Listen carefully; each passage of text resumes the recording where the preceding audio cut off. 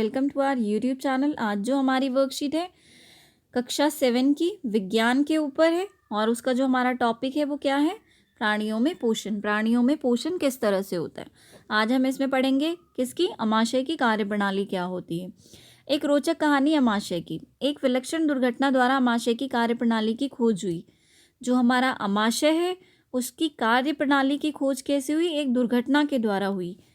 सन 1822 में एलेक्सस Saint Martin नामक व्यक्ति को गोली लगने के कारण पूरी तरह से घायल हुआ। 1822 की बात है। एक व्यक्ति था जिसका नाम था एलेक्सस सेंट मार्टिन। उसको गोली लगी जिसकी वजह से वो बहुत बुरी तरह से घायल हुआ। अब जब उसको गोली लगी तो उसके जो वक्ष हैं वो बहुत बुरी तरह से क्या हो गए थे, क्षतिग्रस्त हो गए थे। और अमाशय यानी उसके पेट में एक छेद हो गया था। उसे कहाँ ले जाया गया उसके बाद?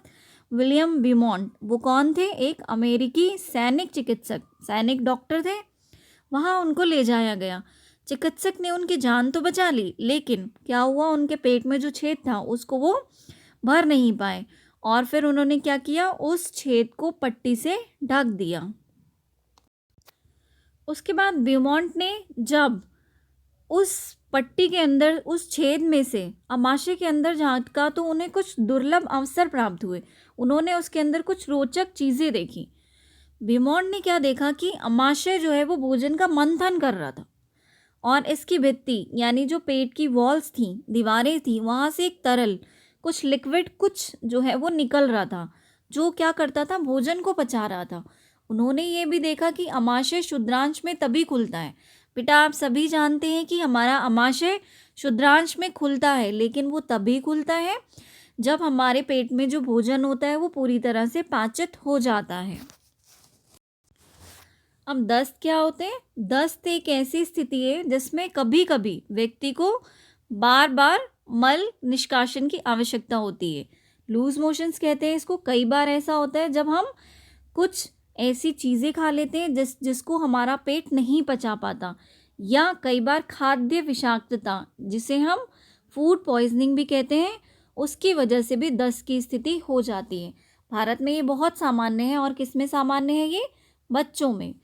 चर्मास्था में ये घातक भी हो सकती है। चर्मास्था मतलब अगर बहुत ज़्यादा हो जाए तो ये बच्चों को बहुत नुकसान देती है। अब इसका मुख्य कारण शरीर से जल एवं लवण की अत्यधिक क्षति होना है। बेटा दस्त की स्थिति में क्या होता है, हमारी बॉडी से बहुत ज़्यादा जल यानी पानी और लवण जो है वो निकल जाता है, जिसकी वजह से हमारे शरीर को बहुत नुकसान पहुंचता है। इसलिए इसे सहजता से कभी नहीं टालना चाहिए।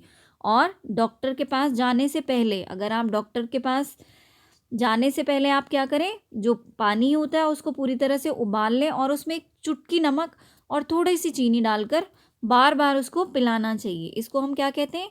जीवन रक्षक घोल अथवा ORS भी कहते हैं।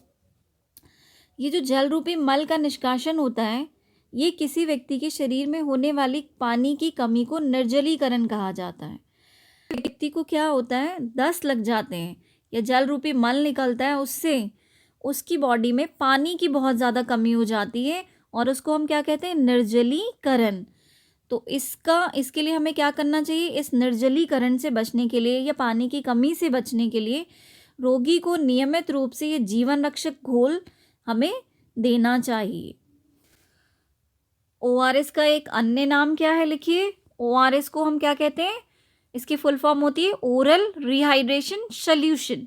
और इसका दूसरा नाम क्या होगा बेटा? दूसरा नाम होगा इसका जीवन रक्षक घोल। दूसरा प्रश्न देखिए, उस स्थिति का नाम लिखिए जिसमें कभी कभी व्यक्ति को जल रूपी पतले मल के बार बार निष्कासन की आवश्यकता होती है। उसको क्या कहते हैं हम बेटा? उसको दस्त कहते हैं। लिख दिया हमने दस्त।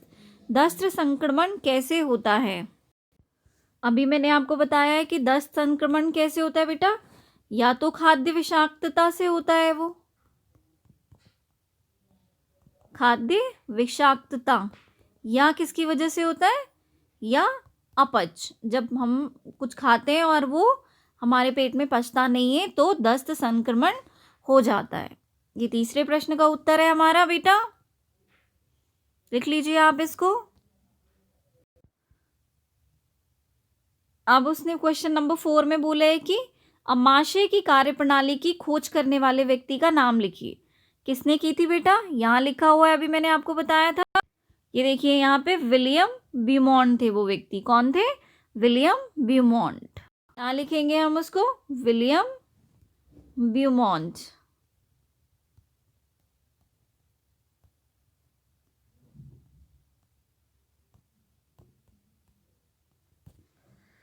ना उसके बाद प्रश्न 5 में उसने पूछा है घर पर जीवन रक्षक घोल को हम कैसे बना सकते। ये लिखा हुआ है यहाँ पर। पहले हमें क्या, ठंडा किया हुआ जो जल है उसमें 1 चुटकी नमक और चीनी घोलकर पिलाना चाहिए। तो ऐसे हम जो है ये जीवन रक्षक घोल बना सकते हैं। Thank you for watching this video.